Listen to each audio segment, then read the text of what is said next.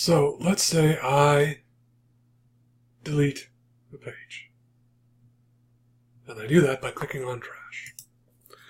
Now, all of a sudden, it will no longer be in the list of pages. However, look up here.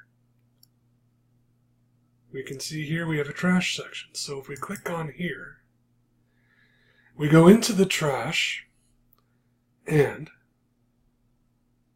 we can either delete the page completely, and if you do that, there's no getting it back except from your hosts hopefully doing a restore of the entire site, which would be a little bit overkill for one page. Or what we can do is restore it. So if I restore this, what will happen is it's going to show up again in the list of pages, ready for editing.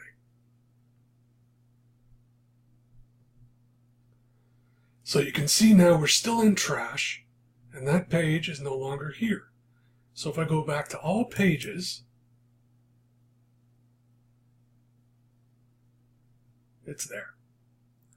Now this isn't a profit builder thing. This is how WordPress functions.